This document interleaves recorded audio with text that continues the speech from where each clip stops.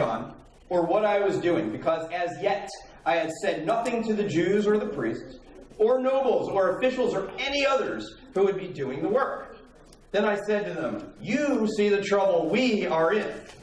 Jerusalem lies in ruins, and its gates have been burned with fire. Come, let us rebuild the wall of Jerusalem, and we will no longer be," there's that word again, "in disgrace." I also told them about the gracious hand of my God on me and what the king had said to me. And they replied, "Let us start rebuilding." So they began this good work. It's amazing. Nehemiah 2. You don't always think about it as inspirational scripture, but this is it right here. I love what Nehemiah says. He's almost saying, listen guys, it's not about you, not about me. It's about God's directions for us. Take a careful look at what he says and how he words this. Now earlier, Jerusalem was destroyed. The conditions of the walls even now are horrible. And they're growing complacent. They've accepted the fact that their city is in ruins. Would you accept that? Nehemiah, although he was from Jerusalem, he was an outsider here. And I think that was good. Because it took an outside perspective, a fresh pair of eyes, a new man, so to speak, to properly assess this situation. Let me give you a quote by an author by the name of Derek Kidner. He says, "Sometimes it takes a stranger to see sharply what has been softened by familiarity." I'll repeat that. Sometimes it takes a stranger to see sharply what has been softened by familiarity. When you are with your children day in and day out, obviously they grow. You don't notice it because you're with them every day. But if you're a grandparent, you haven't seen your grandkids in 6-8 months, what happens next time you see them? Whoa, they grew like beanstalks. It's all in the eye of the beholder. And a lot of you have been attending the church here for a long time, been part of the congregation, and it's just human nature. You kind of get used to what it is. You take it for granted. We all do that. But one of the advantages I think that I have is that I have not been here very long. And I just have that fresh perspective. And hopefully I can see things that you might not be able to right now. And it's not just me. I'm not extolling my graces at all. But it could be anyone. It could be an outsider anywhere you go. It takes that fresh pair of eyes and a willingness to work with what God has given us. And if you'll notice Nehemiah's message, it wasn't extraordinarily profound. He wasn't using 10-cent words, as you might say. Look at and I put it in red for a reason, the pronouns. He starts out by saying, "You see the trouble," and everything else is we, or us. We, or us.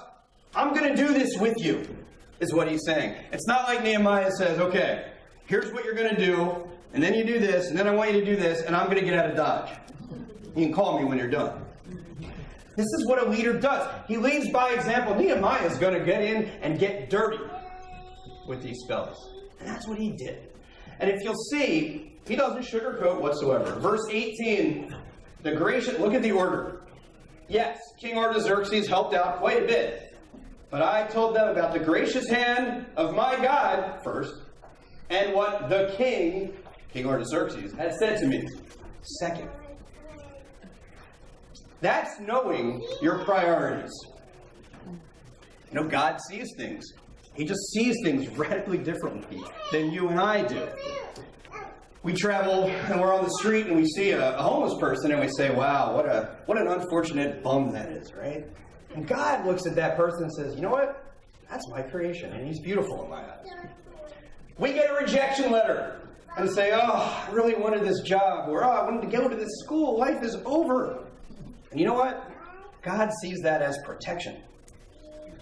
We see a city devoid of gates, of walls, and of hope.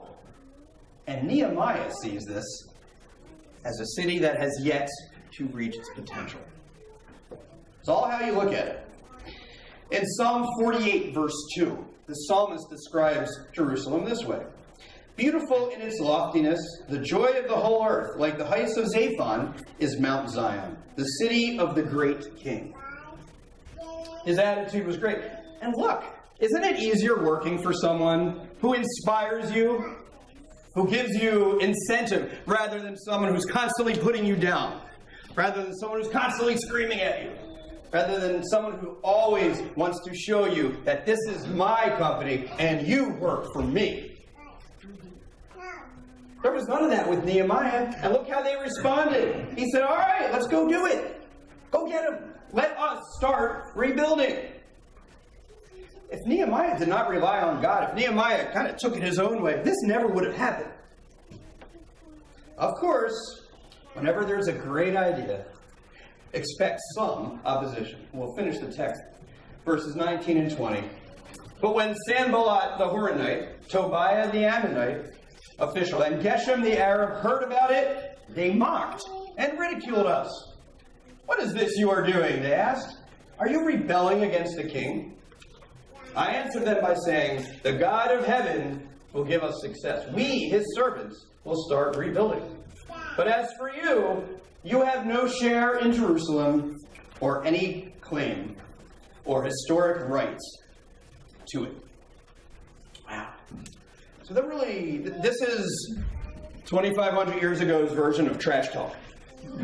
They are really taunting. They're starting to taunt Nehemiah. I think it's because they're scared to death. I think it's because they realize that, wow, we're in trouble now. And by the way, these guys, they're protected by the fact that they don't know anything.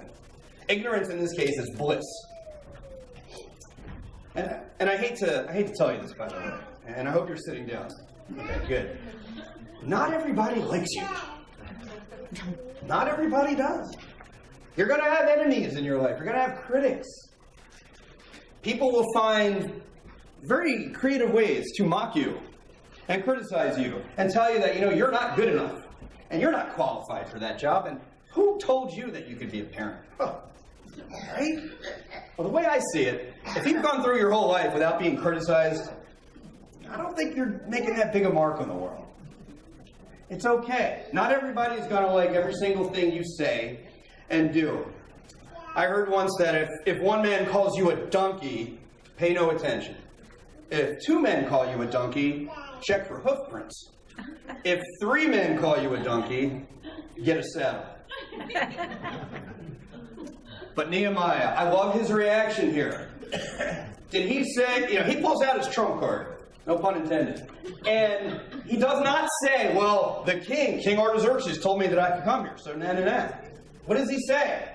The God of heaven will give us success. He relies on the divine mandates that he got from God. Yeah, it was nice that Artaxerxes helped out, but so what? The King of Kings, he takes a backseat to no one. And Nehemiah knew exactly what he was doing. So how do we apply this? It's a cliche, I get it. One brick at a time. I know nothing can be built in a day. I understand that. But here's one question you can ask yourself in every situation the rest of today and moving forward. What can I do to make this situation better? Think about the myriad of opportunities that you will have to interact with someone later today, or tomorrow, or the next day. You can react in a positive way, or you can do what most people do, and it's complain, criticize, roll your eyes, and pretend they don't exist. You know what? Let me challenge you, and I'm talking to myself too.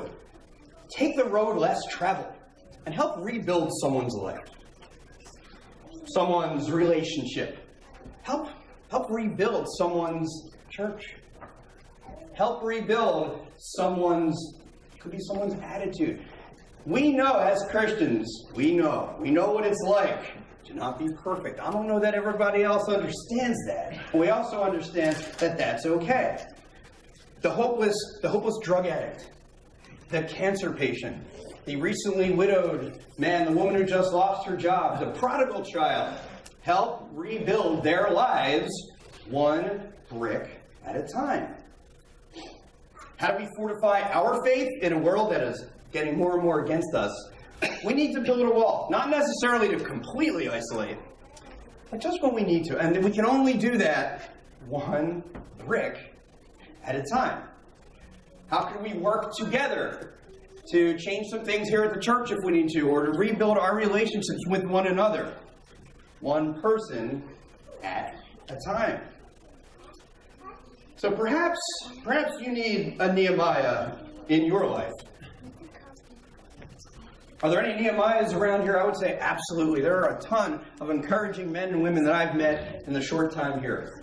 So maybe you need to help someone else get off their feet. Let me read you the 3 lessons. Number 1, opportunity comes in God's time, not our own. 2, prepare your mind and heart so you are ready when God's time does arrive. And 3, be prepared to take on the problems, the doubts, and the adversity that will come your way, both from the outside and from within. You have to answer the question at some point. Do you want the congregation, the church, do you want us to survive? Because we can survive. God's always going to allow His church to survive. Do you want it to thrive? There's a big difference there. I mean, remember, it's nothing that we're going to do. It's all built on God's promises. What does the psalmist say? Psalm 127:1, unless the Lord builds the house, the builders will labor in vain. Unless the Lord watches over the city, the workers will stand watch in vain. Where do we want to go from here? We have to be visionaries like Nehemiah. Let's see what this place can be like, not necessarily what it is right now. So as we move forward, as we get to the invitation, it's really hard to go through an entire sermon without mentioning Jesus at least once. So, we talk about cornerstones and capstones and bricks. My goodness, what is the most important brick in your life? I hope it's the good news of Christ. I hope it's the gospel. I hope it's the fact that salvation is offered to any and all of us. We just have to go out and get it. If you are here today and you have not been baptized, or if there's someone you know who is struggling so badly and needs Jesus to help rebuild and prepare and repair the broken walls of their life, maybe if you don't want to talk to them because you're embarrassed, have them call me. Or if you don't want to come up right now, maybe you need to come forward for something else. Help Jesus one brick at a time. He wants to just take your hand, put you on His shoulders, and bring you home. Have you built a wall between yourself and Christ? If you have, let me pray that you tear down that wall. Right now, we'll stand and sing. All things are ready. Come to the feast. Come